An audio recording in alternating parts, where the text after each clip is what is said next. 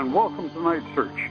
Join me, George Breckmann, along with co-host and founder of the show, Eddie Middleton, as we search along the hidden edges of reality and our human experience.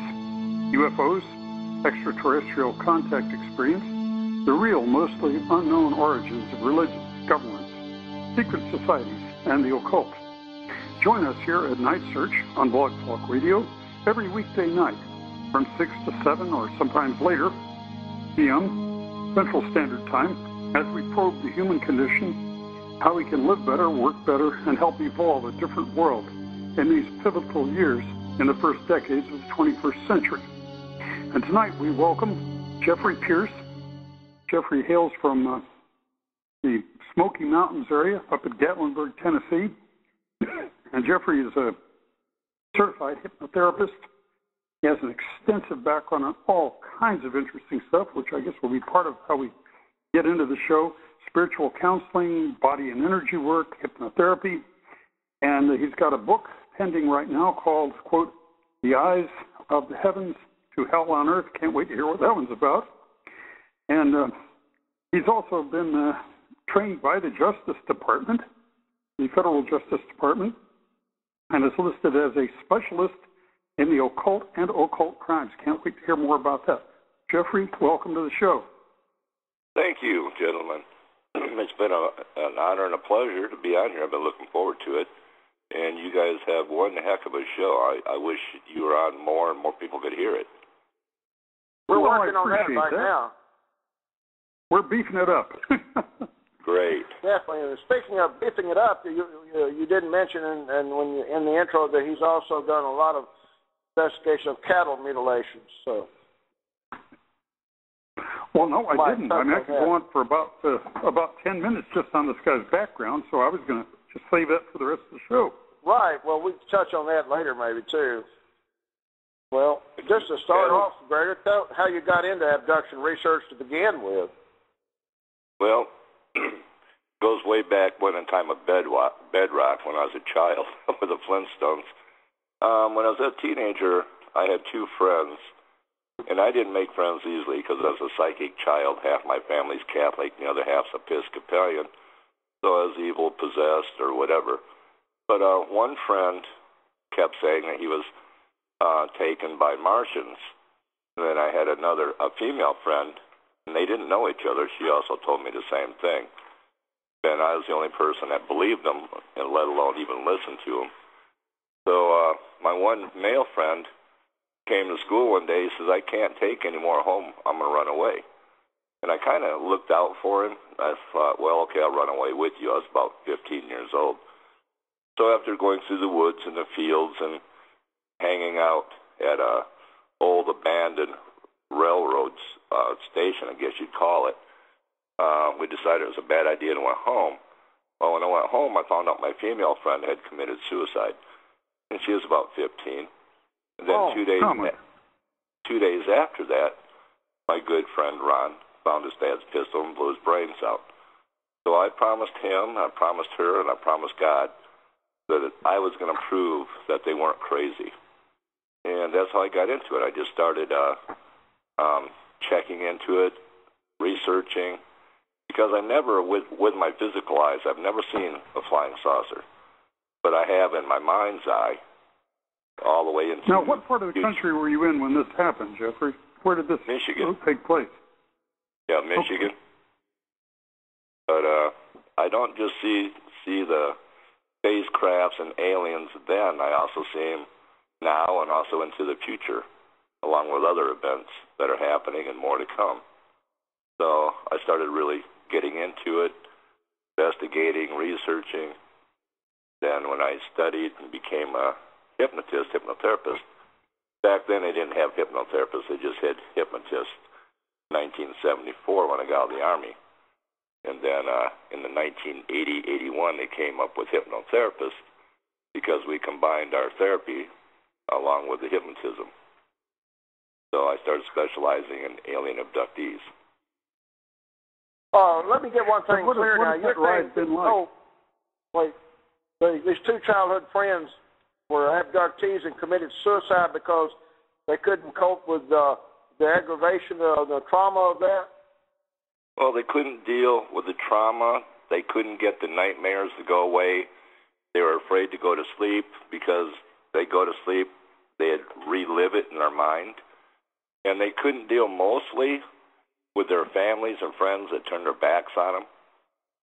That hurt them the most. People you think that are your friends, people that you're close to in your family.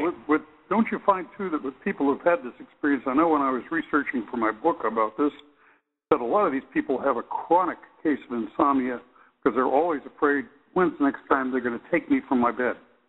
Exactly. They're afraid to go to sleep. Exactly. Then it gets to the point where they can't eat, and a psychiatrist would say it becomes a paranoid schizophrenic, and that's not the case. But see, with psychiatry, you have to have a diagnosis to be able to write prescriptions. And the worst thing for an alien abductee, the same as a psychic person, you don't give them antidepressant medications or anything else because it makes it worse. You just walk around as a zombie, but your mind still works. Well, what have you found as a working hypnotherapist, Jeffrey, that has helped people who are abductees with the PTSD, which I guess basically is what they're suffering from, that comes from their exposure? What works the best is that they can understand. That's the scariest part. They don't understand what's happening to them. They're being told. I'll back up. In society, humanity is programmed. Either you're programmed by your surroundings, your environment, your parents. You're programmed by church, government, school, society in general. It's like if you're told you're an idiot for 15 years, you act like an idiot, you believe you're an idiot. So this is what happens. They're told they're crazy. They begin to think they are. Then they start acting crazy. And they get more scared. But if they have someone that believes them and believes in them and tells them, no, you're not crazy. There's other people like you. I'm a professional. I can tell you from all the other cases, you're telling me the same things as 115 other people did. Maybe not exactly, but you're hitting key points. So then they start to calm down. They start to relax. And then, yes, where you're also doing your therapy with them, but also you're putting them in a state of hypnosis to help them to remember. And as they remember and they start to understand, that's when they start becoming what you'd call normal again, but you still continue your therapy. Then you also get groups together, support groups. Now they feel they have a family again. They feel they have friends. People aren't going to make fun of them. People that understand. They support one another, and they get really close. So you have such a support group for abductees up there in the Gatlinburg area, or is this elsewhere? I'm putting one together now. I've got a new alien abductee or alleged alien abductee coming here in about a week and a half from Pennsylvania, and the other ones possibly from other parts of the country. So I'm putting it together. But in the meantime, their support has been my wife, Ari. She's also a hypnotherapist, an investigator and researcher, and the other ones. I have Justin Abner. He's another hypnotherapist, investigator, researcher. I've got a few of them. So they work as their support until then.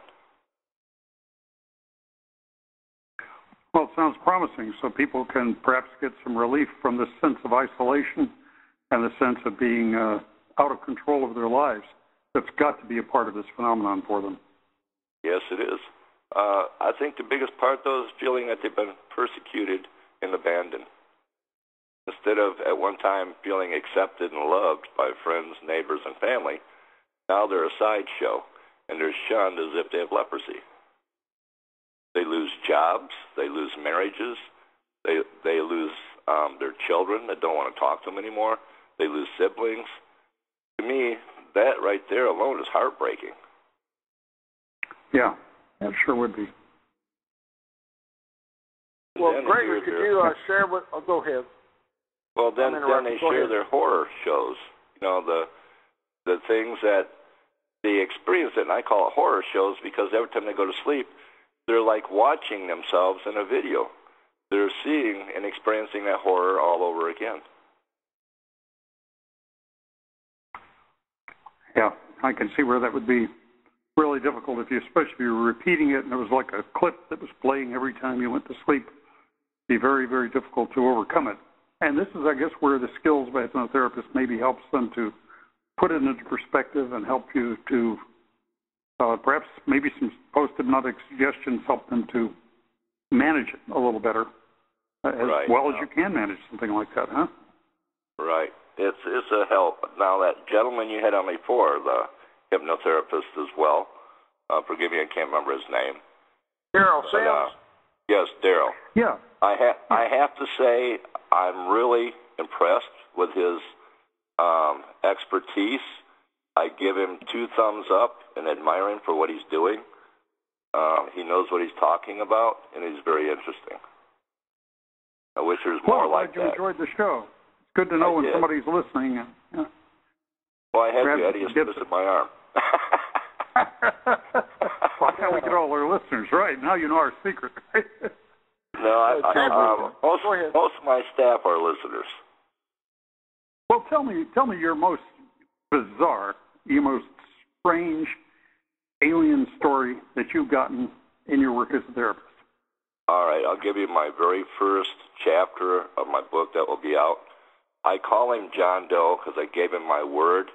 I would never reveal his name because he worked Army intelligence. And this was in 1983. He was a lieutenant. He kept hearing voices in his head when he was at work.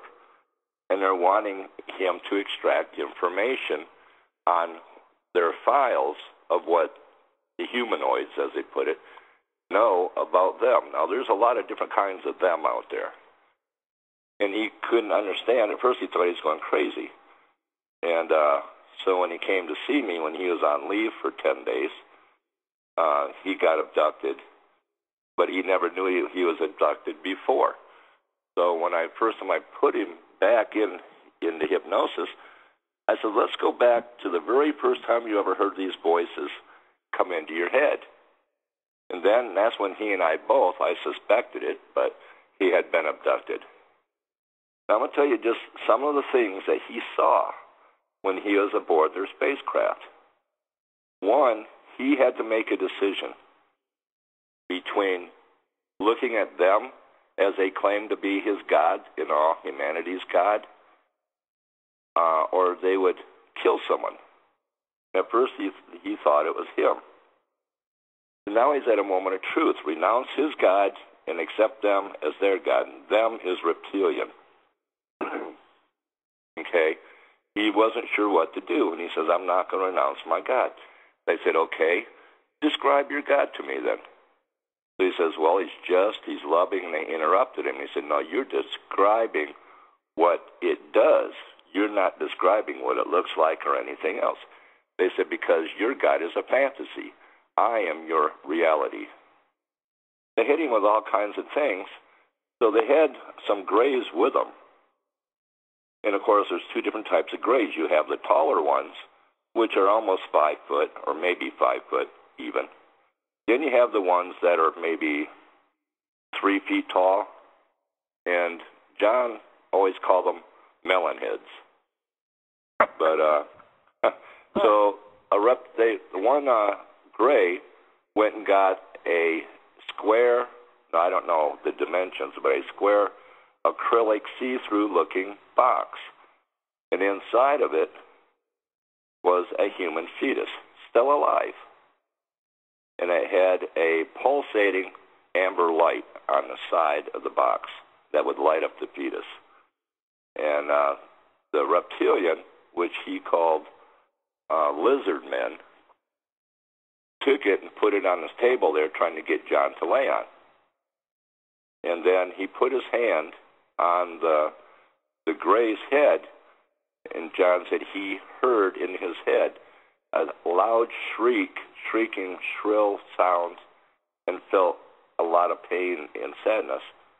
And the gray fell over dead on the floor with a green and purplish color fluid running out of his one eye. The other, as he called Melonhead, the gray, grabbed that one that was dead by the foot and drug him out into another room. Then he says, I got to remember how it went. Anyways, it's kind of like, have you made your choice? He says, my God is my God and the only God. So the reptilian put his hand on the acrylic box, and he had to watch the little fetus explode inside the box. So the box became full of stuff and blood.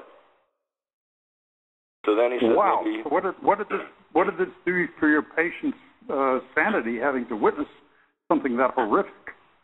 we did a lot of therapy in between the sessions, which I didn't put his therapy sessions in the book. I never would do that because that's very personal. But I did put what they experienced during abduction and stuff, but it was tearing him up. And I had to put him back together, more or less, mentally and emotionally. I couldn't help him that much on a religious part, because after his last session, he left me his cross on a chain that he used to wear when he first came in. I'm like, no, don't give up your faith.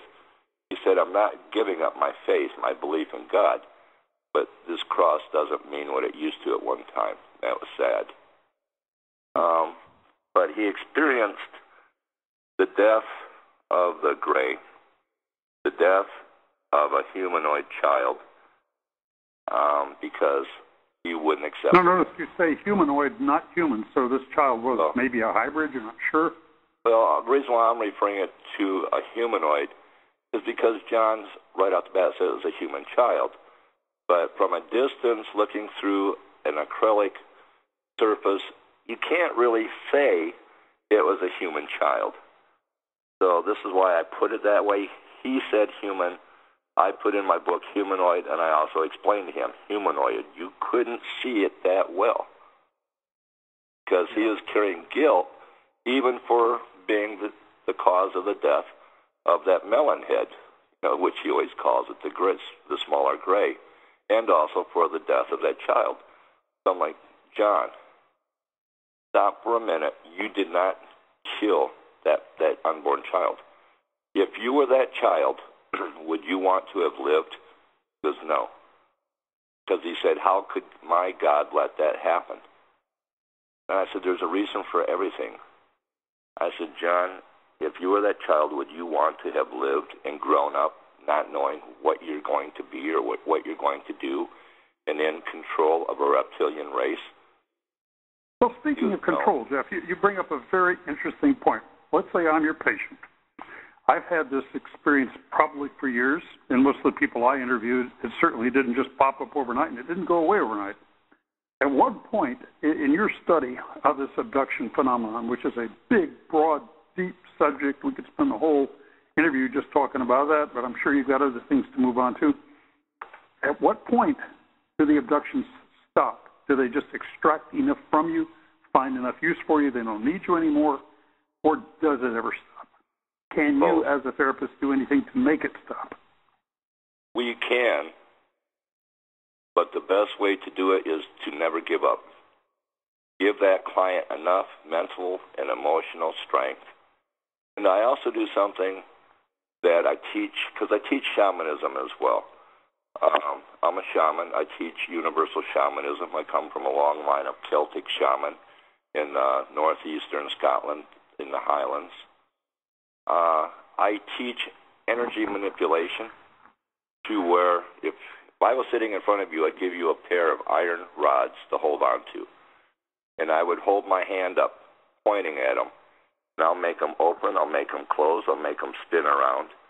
And that's energy manipulation, transmitting energy. And this is what the aliens are using. And they're using also a form of hypnosis in a hypnotic state, and they're using energy flow. Now, when that reptilian sent energy into that gray, it causes cerebral hemorrhage to the point where the brain's actually ruptured. Now, when they also exploded that fetus, he did the same thing. He's what I call direct flow energy. Energy can stop a heart. It can start a heart. It can cause a cerebral hemorrhage. Energy can heal, and that's what it's used for. But you can also manipulate things. I teach my students to float metal on water. Once it's floating, by changing the molecule structure of the water, then they have to change their energy flow and turn the pieces of metal into being magnetic, and they'll go right across the water and all stick to each other. I teach a lot of different things, but as I have clients that are abductees, by what they're telling me, I'm also learning more of how they're doing it. So in turn, I turn around and teach my clients, you can fight back using their own weapons. And this surprises them. Most of my clients, after coming to see me, don't have any more abduction situations. Okay, so you're able to totally change the dynamics so that they're no longer experience themselves as a victim, just waiting for the next time they're going to be preyed on by these critters. Right, and then also makes them pose a threat to the predator. Because, see, everybody's brave. Everybody wants control of something that is weaker and poses no threat. I don't hear about very many people going out bear hunting with just a knife. They always take a gun bigger than they are to shoot the bear from a distance. Okay? But they don't take the bear on with a knife. Okay? So it's like with these reptilians. I have no use for the reptilians or the grays. I have nothing but contempt for them because this is going to turn into become an alien nation sooner or later. Earth will, if these people don't wake up and stop taking it as a joke. But I turn them into being a perfect match because now they understand. They know how to fight. This crap I hear about, I'll teach you how to ground. Well, this is wonderful. But what happens when you're on another craft being abducted? You're going to focus on grounding? That doesn't do anything. That sounds like someone's taking Reiki or something. That has nothing to do. Some of these people say, I'll teach you how to ground. They're blowing smoke up their ass, pardon my French. They're not helping these people. They're giving them a false hope, a false belief. It's like these people said, I know about aliens, and the Greys are our friends. That's smoke up the ass again, both barrels. See, that's going to get people hurt. It's going to get them abducted. It's going to hurt UFO investigators, everything. If you give them anything, give them truth. Thinks the Greys are their friends is really deluded, that's for sure. Exactly. This tells me how much they don't know versus how much they claim they do know. Yeah, or how much they're under the control of the Greys themselves, Yeah, good way to put it. That's a fact. Yep. A wise man once told me, the fool and the wise are twins. The wise man goes out and he's humbled. He knows how much more there is to learn. The wise one goes out proclaiming how wise he is, but he's exposing himself as a true fool that he really is. So I listen to people, and they don't realize how much they're telling me about themselves. Yeah. So the Greys, there's two types. One's larger than the other. One's more intelligent than the other. The little short ones are very stupid. The taller ones actually help perform experiments on the abductees. It's like the reptilians don't want to get their hands dirty, so they have the taller Greys do it. They're good at dissecting. This is some of the stuff that John saw. When he first was abducted into the craft of the reptilian, there was 4 beds. From the right to the left, the first 3 were by screaming women. And they were being dissected from the waist down. Their legs were so spread apart, their hips were dislocated.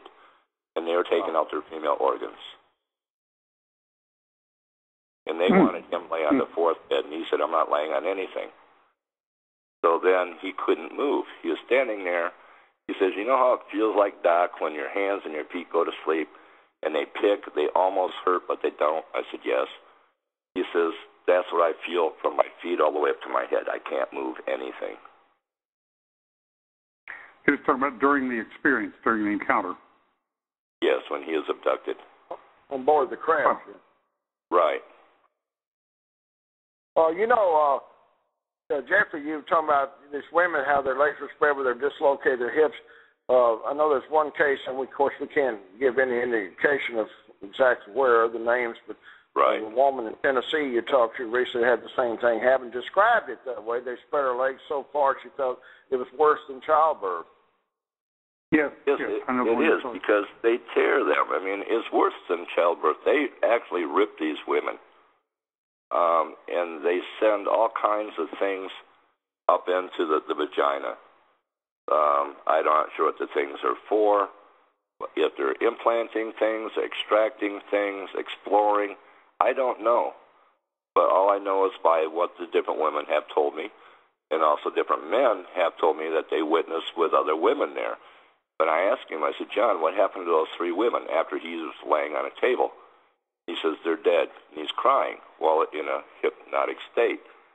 Then he started crying. He says, and I didn't try to help him. I said, John, you couldn't move. Wow, you just brought up an interesting idea or fact here that are they actually killing some people? Some people are actually disappearing that are killed by these Greys or reptilians? Eddie, I'm an ex-cop as well. And also I had my own private detective agency in Denver, Colorado for years.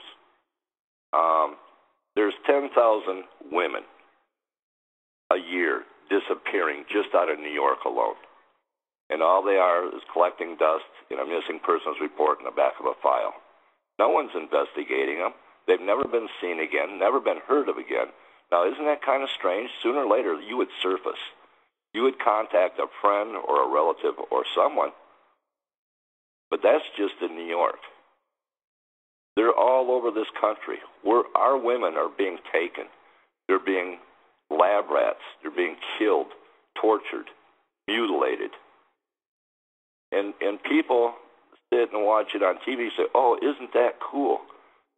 They have no clue the true horror of what's going on with their brothers and sisters. I don't care what race you are or anything else. We're all connected. We're all human. And what makes the difference is what's on the inside of you, not if you're white or black or red or brown or yellow or anything else. We're people. We have a common enemy, and that's coming from the heavens. You're right about that. Oh. Yeah, the reptilians and Greys are certainly the enemy. There's no doubt about it. Yeah, there's so many different alien races out there. You have some that look like they're human, like the Hindu monkey god. I mean, he's been through history Hanuman, quite well, having aerial battles, defending humanity. Then you have other ones. You have the higher reptilian. I mean, bigger than the Anunnaki. As a matter of fact, they created the Anunnaki. Oh, the Draco? Yes. Yeah. There are so many. Yeah. Well, I got to ask this question. What is the agenda? I know they want to totally control us and slave us, but to what ultimate purpose to their benefit? To make us a slave race, the way we were intended to be in the very time of man's creation. That's what they're trying to do. As in Sitchin's story, pretty much, huh? Yes, but now they're calling it a new world order. They're taking the key positions of all the nations so that there'll be a new world order, and the populations of all these countries will not even have a gun. So they pose no threat. This is why the economy is crashing. Because it's coming. They also help control the weather. All right, now, our country and China and Japan and some other countries all have the same thing, which is HAARP. That controls earthquakes, volcanic eruptions, the weather. So we look at what's happening. Now, I've been saying from the time I was 12 years old that I dread 2012. Matter of fact, I hope I was dead before 2012 because all the things I saw in my head, and it never changed year after year after year. Even on my radio show that I had, Spirit Walker, I used to say, beware of 2012. Everything that I predicted, I have students say 6 and 7 years have been training with me, they showed me their notes. Remember these notes? Handwritten notes. This is what's happening. You said it would happen. This is everything that pretty much most of this is coming from them. And the thing is, why 2012? Yeah, go ahead. Our government why is aware is that year so significant? Okay. This is what the Mayans were trying to tell us. They're trying to warn us. But when the Spaniards came in and invaded the Mayans, they were destroying almost all of their writings and everything else. For sure. So some of the priests, Spanish priests, were trying to save some of their culture. So all we've got is just small bits and pieces of information trying to put it together. But this is why the Mayans used to have the game that represented the good God and the evil God. They're going to have a battle in 2012. Yeah, that ball game. Right. Yes. You know what, the basketball game? Yeah. You play where you literally get to play your heart out. Yeah. Yeah, because the loser gets to literally lose his heart. Oh. Yeah.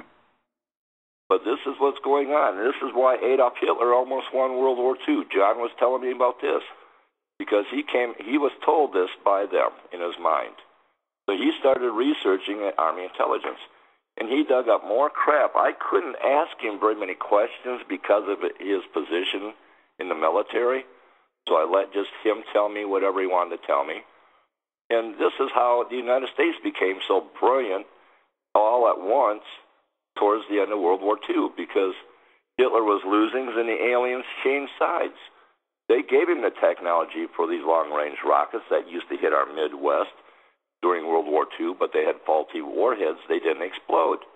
And my grandfather was in the Secret Service then. He's the one that told me about these long-range missiles because him and his partners had to go out and get them, take them to Area 51. And so he's sitting here telling me the same thing my grandfather told me when I was like 8 years old. And the United States government made a deal with the reptilians, just like Hitler did. So we all of a sudden come up with the atom bomb. We come up with all this technology. We're the only nation in the world that says there's no such thing as UFOs. But, you know, our men in black are flying them now. This is why you don't see any lights, oscillating lights or anything. They're black saucers, just like the black helicopters. I begin to think this country loves black as far as the secret society. Yeah. So the ultimate agenda is to enslave us, and they're well on the way with their a project there to accomplish that, it sounds like. Right. How would you feel watching something explode? You would start to lose it, a human life. All right, and they show no emotion or care in the world. That must be the same way the cows and the pigs and everybody look at the humans as they're being taken to the slaughterhouses. No compassion and no concern. We're nothing to them other than cattle. Well, speaking of cattle, what can you tell us about the cattle mutilation business? What's the agenda there? The cattle mutilations, again, they're taking soft tissue. All right, now, our medical field has found out that we can use pig arteries in humans because it will work and things like this. Well, with some of the alien races, they have gone so much through space, the radiation has taken a toll on them. Radiation, they become sterile. Their body does not heal or rejuvenate or regenerate fast enough, or maybe not at all because of the radiation poisoning. So now they're needing, soft tissue that is compatible with their tissue that will start speeding up their healing process, maybe make them to where they can start having their own race children again. So this is what they're doing, is they're looking for different types of tissue from different types of animals and humans. I mean, our DNA, most of our DNA, our scientists say, is junk DNA. But if they would look closer and take the time and break it apart, all of our DNA that's supposedly junk has the DNA of everything on this planet, every plant, everything. But also you'll find alien DNA. So, and this is why they've done this all through our history, is that they're putting our DNA, their DNA into humans. So in a sense, we're all hybrids. So this is what they've been waiting for, is because now, to a lot of these races, we have interchangeable parts and tissue. The largest organ of the human body is the skin. Is constantly. So let me see if I understand you, Jeffrey. The original reason for the cattle mutilations is basically to be able to repair themselves due to, radiation damage from where they're in space. Because certainly you go to the Van Allen belt or anywhere else, the radiation is really intense. Right. And it's got to be even more so in deep space. Yes. So this is what they're doing, is they're still experimenting. They're trying different organs off of different types of earth critters, if you want to call them that, and also humans. All we are is a vast Walmart. You just stop in and go shopping.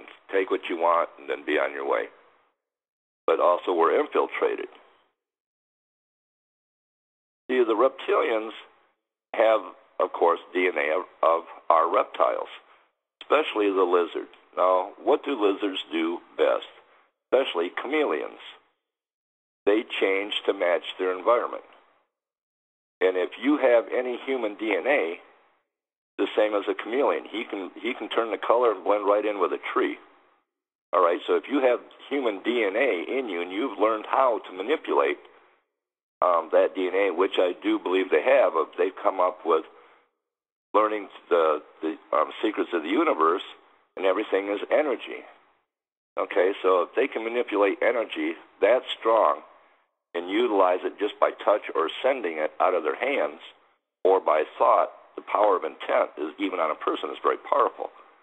All right, imagine what they can do. They don't have to think, oh my God, I got to hide because the human's going to look. They just change into a human.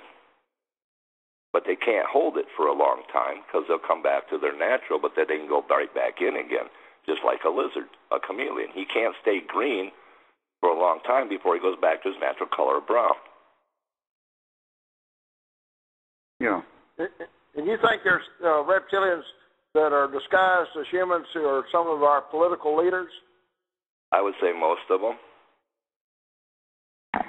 Lord, well, that's an interesting story because this lady I know who's been a Democratic Party activist for some time, a personal anecdote, was visiting over here with me a couple of weeks ago, and she said she had started working for the Edwards campaign, and as soon as she touched John Edwards, she just got a sick feeling. Yeah, she felt sick, she felt lightheaded, she felt hot. Yeah, exactly. There you go. She's correct. Because I got the same thing. I got the same thing with the first cattle mutilation corpse that I touched. The first mutilated cows I knelt down next to and put my hand on its side looking at the incisions, which were done by laser, and they were precise. I felt lightheaded. I got hot all of a sudden. I felt like I was going to vomit. Just right underneath my occipital ridge, the base of my skull where C1 goes into it, I had a sharp pain, like someone stuck an ice pick up into my brain. I got my hand off the cow, it faded away. Amazing. So that's right. Go ahead. Well, John Edwards may be a reptilian in human disguise. Is that what you're saying in effect? Or? I'm saying it's possible. Yes. I'm just saying what she would have felt before he could tell me. And then he said, you're exactly right. Yeah, that's very much what she described, you know. Yes. That is this energy signature. Every person, everything created, even the nose on a cow is like a fingerprint. There's no two the same. An energy signature, there's no two the same. All right? And when you touch something, your energy signature is on it. It's like a fingerprint. It stays. So what she touched was an energy signature, and that is from your bioenergy. Now, when you were learning Celtic shamanism, did you learn how to check out people's energy signatures? Yes, I did. And what was that training like? I'm always interested in that sort of thing. It's beautiful. I mean, people talk about love and light and all this stuff. Now, for example, I'm not knocking any light workers out there or any energy workers in any way, shape, or form. I'm only going to use an example. I'll say Reiki. Now, I'm not slamming it. It does work. Okay, but the way they describe it for people is people say, how do you do Reiki? They're like, oh, I just open up to the universe and bring down loving energy and bring it into myself, and I draw the bad energy out of you, the client, into me, and then as the universal energy comes down, it pushes it down through me, and I've grounded so, and the bottoms of my feet is like roots into Mother Earth, and it pushes it through. Then I say, well, how did you send the Reiki to a person across the world? Well, I just sent it. I just send love and light, and it knows where to go and what to do. And I'm like, BS. Energy is energy. It doesn't know what to do or where to go, or there would be no sick people. It's the power of intent. It's the power of intent. Yeah, you have to use your intention as the engine for sending it, or you didn't send it. I agree. Exactly. But with Celtic shamanism, we reconnect with all life. I mean, I love sitting and listening to the stories of the trees. I love going out and fish tickling. You know, I can't wait to teach my son how to go fishing and never have to use a hook or anything barbaric. Just put your hands in the water and pull still. Now, is that like what they call noodling up in Oklahoma and Arkansas? No, I don't want him to bite him. I want the fish to come up into the palms of his hands, and you just slowly move your fingers, and you're scratching the parasites on the fish. And the fish relaxes, and he'll lay his body into your hands, and then you just scoop him out of the water up on the shore. Wow. Okay. But you learn nature. Listen to the hawks. Listen to the owls. Know the animals. There's only two birds that can coexist in the same territory, and that is an owl and a red-tailed hawk. Those are the only two that are predators that can nest in the same area.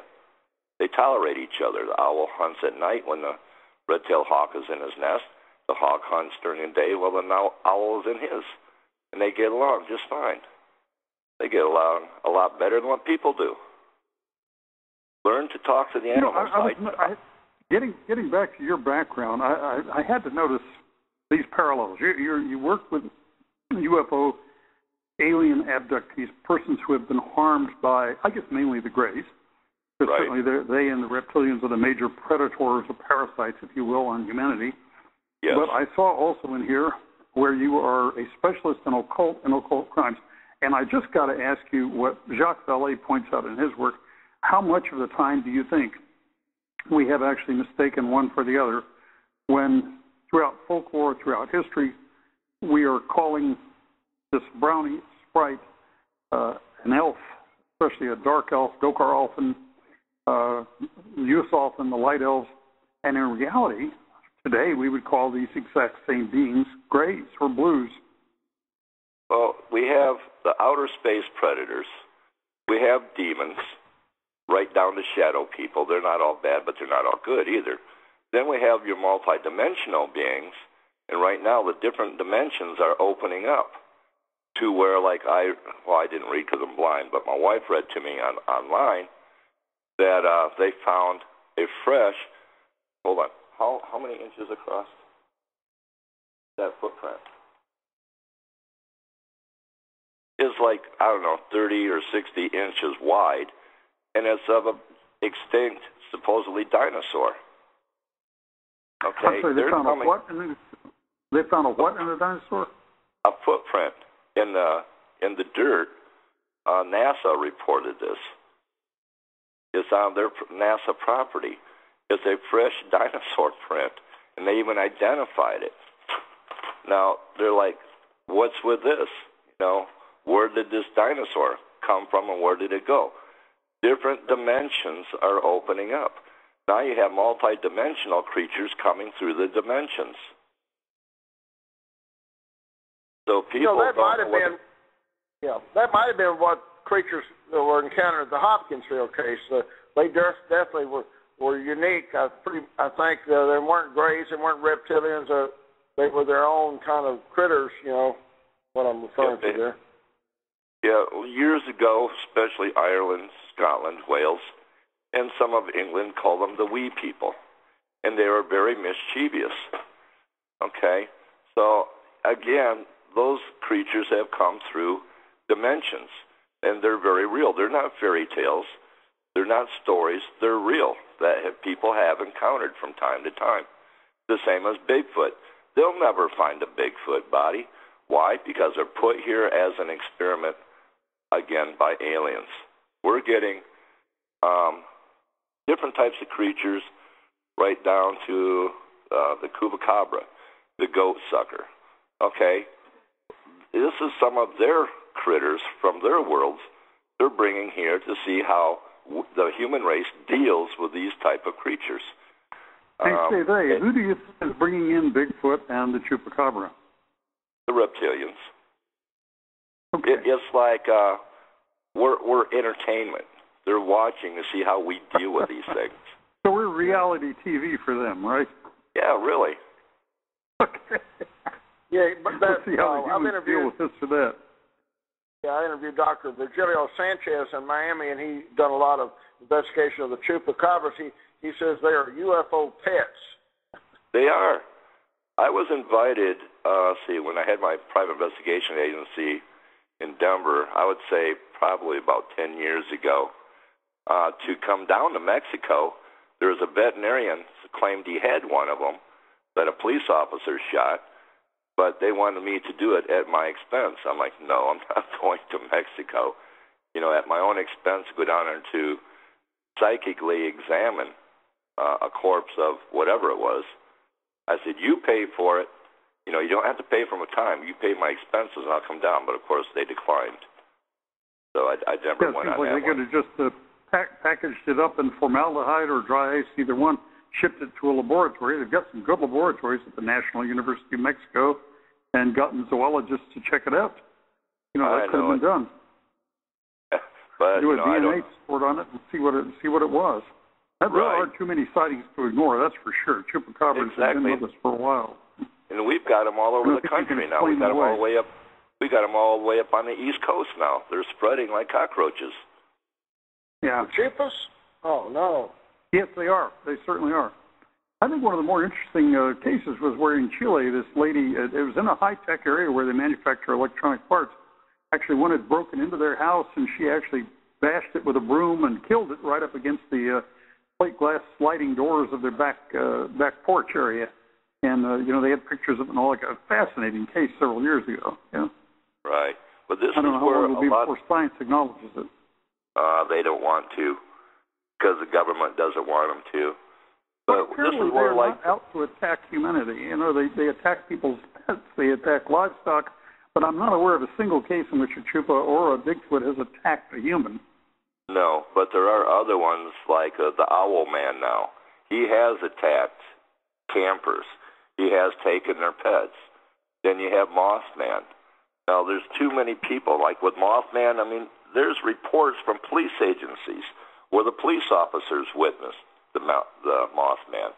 And a lot of these other things, the New Jersey Devil, there's too many witnesses, and that attacked people.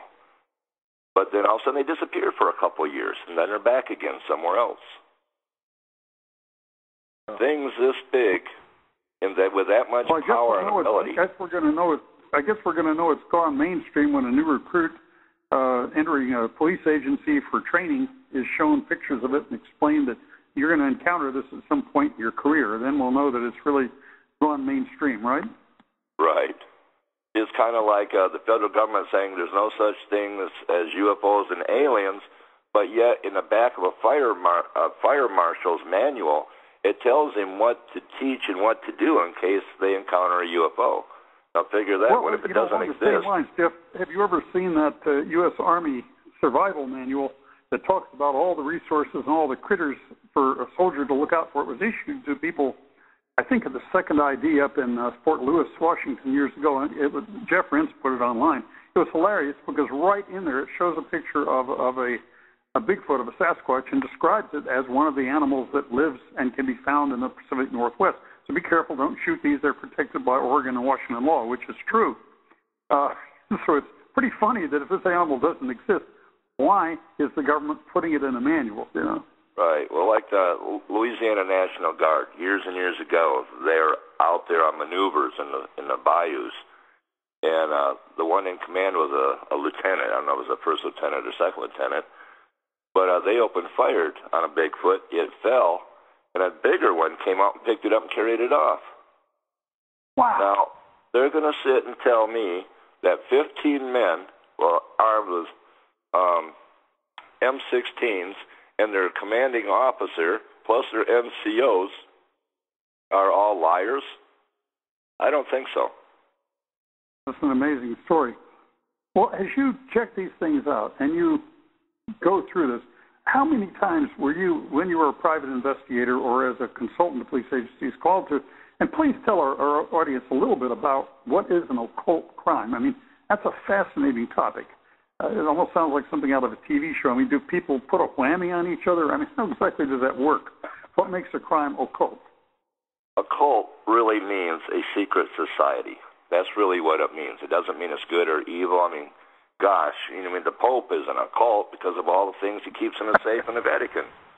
All right, you got even you got your Mormons, your Masons, and all this and that. I mean, in a way, with my teaching shamanism, Celtic shamanism, in a way, yes, I'm an occult too, because there's things that are dangerous to people if they're put in the wrong hands. It's like with guns. They say guns kill people. No, people kill people. It's their intent when they pick that gun up, what they're going to do with it. All right, so say an satanic occult crime. All right, Anton LaVey, you know who he is. Oh, yeah. Right. All right, when he founded the first Church of Satan and wrote the Satanic Bible, all right, he always put, do unto others before they can do unto you. Okay, that's one of his writings. But he did not encourage sacrifice, human sacrifice. Now they have splinter groups, since Anton LaVey died, that have broken away from the main church in California, and now, really, Denver, Colorado, is the new church, what they call the blood cult. These are the ones that do human sacrifices. That little girl, what was her name? Renee or Renee? Yes. Something like. Yes, John something. John, right. Yeah, John. Yes, she was a victim of that. Her parents were in that. They have identified that she had so much scar tissue down there between her legs, around her vagina, that she had been raped so many times by too large of objects that she could handle down there. But there's a lot of cover up there. But they do human sacrifices. So where I was trained to come into a crime scene to identify for the police, is it a copycat? Is it a bunch of wannabe Satanists? Or is it real? Back up on that for me for a minute. That was a really high-profile case. How in the world, with all that public opinion focused on it, if the parents were, as you say, involved in it, did they wriggle out of it, especially since they started out as the prime suspects? Okay, I'm not going to mention names, but when I was a private investigator, of course, I worked with a lot of attorneys, and I had some attorney generals of different states that were good friends of mine. I ended up getting the FBI to come in and take a sheriff out of office because when I investigated a so-called suicide of a young girl, now here we are, she's about 14 years old. She's 5'1". Now, if she stood in her closet, now her clothes rack in the closet, the bar, was only 4.5 feet high. Now, allegedly, she had put a noose around her neck and hung herself from that bar. All right, so figure this. If she sat up with a noose around her neck, it's not going to kill her. Yeah, logistics of that are very difficult. Yeah, I follow you. Very difficult. And then a cotton jump rope is going to stretch at least 6 inches with that much weight. And also, if a person is in a state of mind to commit suicide, they're not going to make sure their hair doesn't get caught in the knot. They would care less. All right, so when that sheriff's office investigated it, they ruled it out as a suicide. And so, of course, the parents hired me to investigate it. There was no fingerprints taken. There was no footprints taken from around the window. That's where they said they had to come from through her bedroom window. Now, the bedroom window is about 5 feet off the ground. And there was supposedly no marks of a ladder or anything else. Now, I can't spread my legs 5 feet apart, standing on 1 foot to get my foot in that window and pull myself in. And I can't fly to get in that window. And if the window was closed, who opened it? She's not going to open it up to some guy coming in to kill her. Okay, so anyways, amongst my searches, I found her diary under her mattress. And she is saying she is sorry to God, she's sorry to her parents. But it named a boy older than her that took her to church one night. And she found out it was a satanic occult. And she was put on an altar with a pentagram, and she was stripped down against her will, and every male in the circle had their turn with her, and including that new boyfriend of hers. And then she was told, if you tell anyone about this, we'll kill your parents, we'll kill your siblings, and everything else. So she felt trapped. She had nowhere to go. She couldn't tell anyone because she's afraid her loved ones would be killed.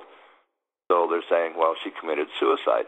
Well, the truth is, she wanted out, and her last phone call while she was babysitting her younger sister was to the sheriff's son. So that's why it was just ruled a suicide and there was no investigation to it. Now, with a suicide, you investigate it just like a homicide, correct? You're an investigator. Yes. So you investigate them the same until you come up with your conclusion. It was either a homicide, a suicide, or whatever. You don't just say, oh, it's a suicide. No, you never start with an assumption. You let the evidence take you one way or the other. Yeah. Right. But that's what they did. Physical evidence. So I took it to my friends that are attorneys, which I worked for sometimes, and also a couple of attorney generals. One was an attorney general out of Wyoming, and they called in the FBI. And then they investigated the sheriff, and they took him out of office. So as far as what happened in Boulder, well, the police botched the whole case. So they couldn't use anything. That was their last name. Remember it, John Benet Ramsey. Yeah. Yes. So the whole thing, everything, evidence, everything was botched. Now, Boulder Police Department as an overall whole is an excellent police department. And they wouldn't make mistakes like that. But all it takes is one on the inside to do that. So, I mean, Boulder Police got a lot of heat. And of course, if you destroy or contaminate the chain of evidence, you pretty well handed somebody a get-out-of-jail card. Exactly. So the police department has taken a lot of slack, a lot of unjust statements. I mean, they're a fine police department. They really are. So that's what happened with the case. They have people in the right places. Do you think that this kind of thing is actually widespread, or is it just around the Denver area and a few other areas? Or is it it's all over the country. It's all over the country. Yeah, we've only got about a minute left, so I want you to give out your website information, Jeffrey, and any other contact information, because we're about out of time, about a minute. Okay, you can go to my website. It's TN for Tennessee, Alien Abductee Help Network.com. That's the best place to get a hold of me. I also have a paranormal one, but you can find one, you can find the other one because they're linked together. So that's TN for Tennessee, Alien Abductee Help Network.com. Thanks, man. It's been a great interview. Very arresting here. You want to sign us out now, George? We're right out of time. Sure will. Every weeknight at 6 p.m., Night Search brings you the unusual, the bizarre, the otherworldly, the side of the story you just might not have heard anywhere else. catch us on Blog Talk. For archived copies of this and other shows, look for them by date and topic at www.blogtalkradio.com/EMIDDY. That's EMIDDY. Thank you, our listening audience. Thank you, Jeffrey Pierce, for being our guest tonight. And until next time, remember, it's outrageous information, but it's all true. Good night, Jeff. Night, Eddie. Thank you, gentlemen. Yeah. Night. Night.